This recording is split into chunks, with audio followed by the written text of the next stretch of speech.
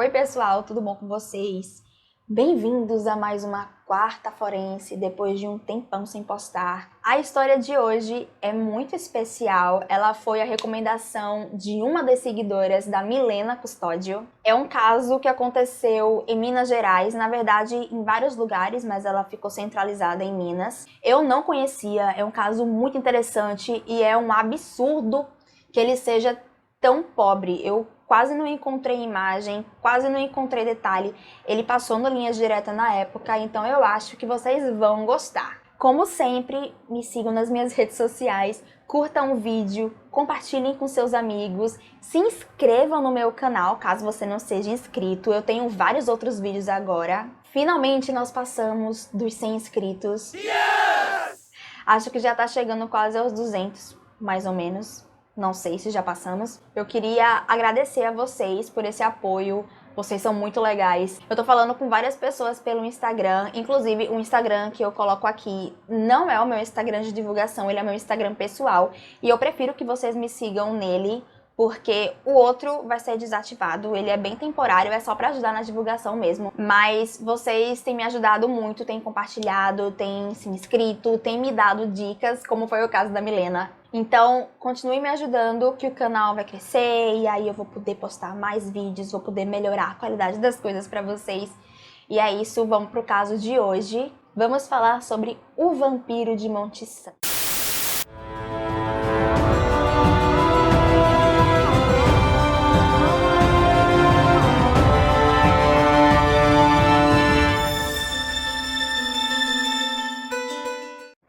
Gerais, na Lagoa da Prata, um garoto chamado Benedito Gomes da Silva morava com seus pais e seus 4 irmãos numa área rural. Eu não consegui encontrar quando ele nasceu, mas quando Benedito tinha 3 anos de idade, a mãe dele acabou falecendo, não descobri também o motivo. E depois disso, o pai dele virou um alcoólatra e ele era muito violento, ele batia muito no Benedito e nos irmãos. E quando o Benedito tinha 8 anos de idade, ele começou a ter sintomas de vampirismo. Mas como assim, Marília? Sim, vampirismo é uma doença e ela realmente existe. O vampirismo, também conhecido como Síndrome de Renfield, por causa de um personagem do Drácula, nada mais é do que um distúrbio psicológico relacionado à obsessão por sangue. Ele é um distúrbio bastante raro e grave porque ele pode colocar outras pessoas em risco. Porque enquanto alguns portadores dessa síndrome bebem o próprio sangue, outros acabam matando outras pessoas e animais também para conseguir saciar o seu desejo. Aqui no Brasil, pelo que eu encontrei, foram catalogadas 2 pessoas com essa doença, 2 serial killers. Um deles eu vou citar no final do vídeo. Se vocês tiverem interesse, eu posso fazer um vídeo só dele. O Benedito começou a ter fascinação, fascínio pelo sangue dos animais mortos. Naquela época era comum o pessoal da zona rural, até hoje também, matar galinha, outros animais, então ele ficava fascinado e os vizinhos sabiam dessa obsessão, eles achavam super estranho. Com o passar do tempo, ele acabou virando alcoólatra como o pai e ele era conhecido por sempre estar metido em brigas. Quando ele tinha 18 anos, ele decidiu sair de casa, se tornar um andarilho e ele passou meses desaparecido. Ele não tinha moradia fixa e ele trabalhava em várias fazendas, por onde ele passava, geralmente como lavrador. Em um desses trabalhos, em uma fazenda que ficava na divisa entre o Amazonas e o Mato Grosso, ele, por algum motivo que eu não sei, acabou sendo muito humilhado por 3 homens, 3 jagunços, que aqui no Nordeste são capangas, eu não sei se por lá significa a mesma coisa. E aí, cansado dessas humilhações, ele simplesmente decidiu que ia matar os 3 e assim ele fez. Mas nesse primeiro assassinato, ele acabou não bebendo o sangue de nenhum dos 3. Segundo o psiquiatra forense Gil Palomba, pessoas que possuem esse tipo de distúrbio cometem crimes com certas características, como extrema violência, falta de premeditação, então elas matam por impulso, multiplicidade de golpes, porque uma pessoa precisa de apenas um golpe para ser assassinada,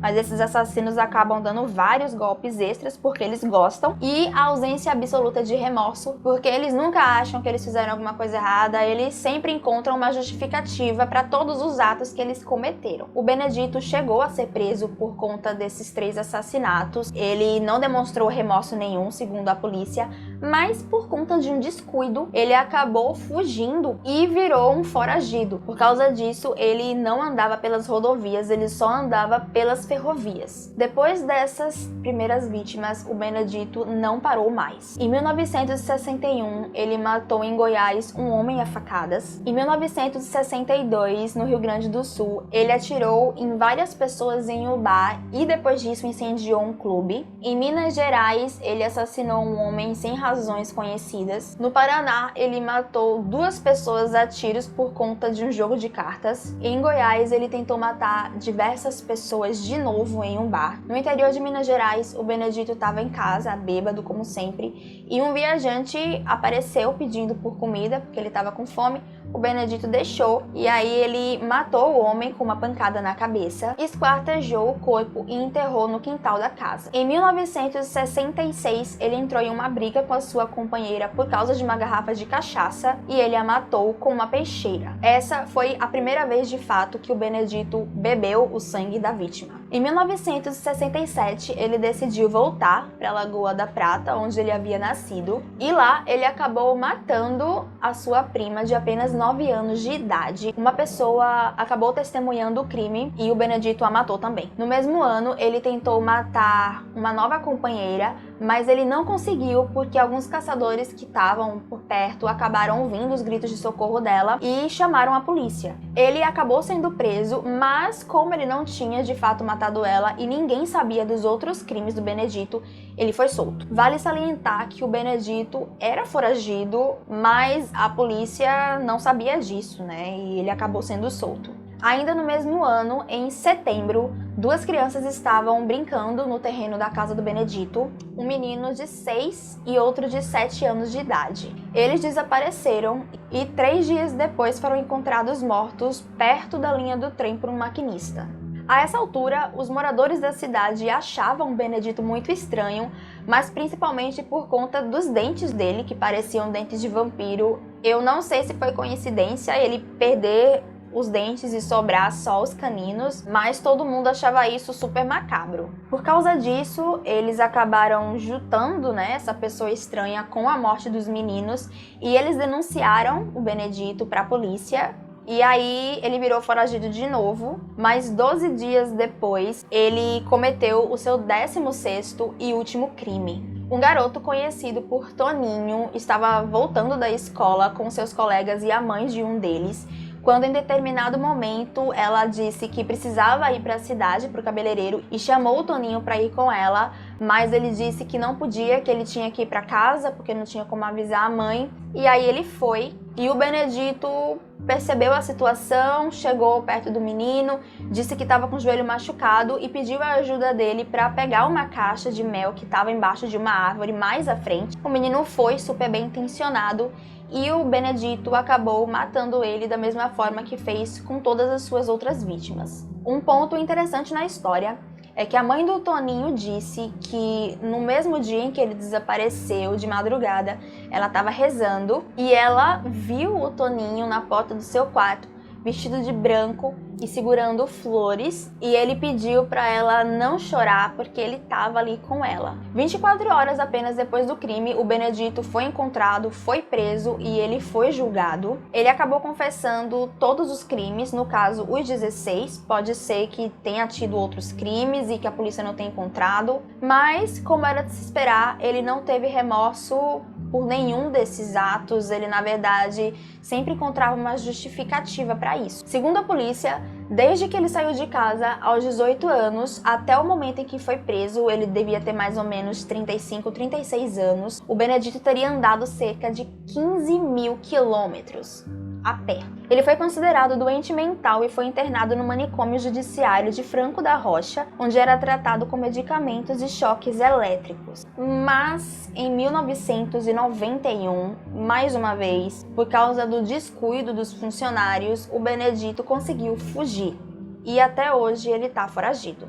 As 3 crianças assassinadas foram consideradas santas e foi construída uma capela no local onde houve os 2 primeiros crimes. As pessoas costumam pedir milagres e agradecer pelas graças alcançadas. Quando Benedito fugiu, ele provavelmente tinha cerca de 59 e 60 anos, então as pessoas acreditam que hoje em dia ele teria mais ou menos 88, 87, e por causa do alcoolismo e dos seus problemas mentais, é bastante improvável que ele ainda esteja vivo. Houveram relatos de que o Benedito havia feito vítima em uma cidade. As pessoas ficaram muito assustadas e espalharam cartazes com o rosto dele, mas nunca houve realmente uma comprovação de que isso aconteceu. Outro caso de vampirismo no Brasil, como eu citei para vocês, aconteceu no Rio de Janeiro com Marcelo Costa de Andrade, e esse caso ficou conhecido como o Vampiro de Niterói. E ele é um dos serial killers aqui do Brasil. O Benedito também é um serial killer, mas eu achei impressionante como a história dele não teve tanta repercussão como o caso de Niterói. O Marcelo geralmente abordava crianças pobres prometendo comida ou presente, as matava e bebia seu sangue. Ele acreditava que o ato de beber o sangue das crianças o tornaria mais forte, porque a vitalidade delas seria absorvida por ele. Ele chegou a abusar sexualmente de algumas crianças antes da morte e matou cerca de 14 meninos. Quando foi preso em 1997, todo mundo que o conhecia ficou chocado, porque o Marcelo era uma pessoa bastante calma, trabalhadora e ela frequentadora da Igreja Universal do Reino de Deus. Inclusive, quando ele foi questionado pelos crimes, ele disse que não tinha nenhum remorso, porque o pastor dizia para ele que quando as crianças morriam, elas eram puras e iam para o céu, então ele sabia que a alma delas estava completamente salva. O Marcelo foi preso no Hospital Psiquiátrico Heitor Carrilho e eu não encontrei informações atuais sobre ele, mas aparentemente ele encontra internado. A história dele é muito maior do que só isso, né? Tem toda a infância dele, tem tudo que ele fez. Se vocês acharam interessante, se vocês gostaram desse caso, eu posso contar, né, o caso do Vampiro de Niterói. O que vocês acharam da história? Vocês já conheciam? Eu não conhecia, eu fiquei surpreendida. Eu acabei perdendo a conversa com a Milena, porque, gente, nossa, foi muita gente conversando comigo. Mas pelo que eu me lembro, a Milena disse que tem um parentesco com alguém dessa história. Milena, por favor, coloca aqui nos comentários o que você sabe a respeito, quem você conhece, para o pessoal de casa saber. Se vocês gostaram desse vídeo, curtam, por favor, curtam. Muita gente vem aqui, assistem os vídeos e não fazem nada. Eu não tenho como saber se vocês gostam ou se vocês não gostam, se vocês não derem um feedback. Então curtam, comentem, compartilhem com os amigos de vocês, porque isso me ajuda bastante na divulgação. Me sigam nas minhas redes sociais. Podem deixar sugestões, tanto aqui quanto no meu direct lá no Instagram. Eu converso com várias pessoas, pode falar comigo, não fique com vergonha. Então é isso, eu espero que vocês tenham gostado da história. Até o próximo vídeo, que eu não sei quando vai sair, nem sei do que vai ser. Tchau, tchau!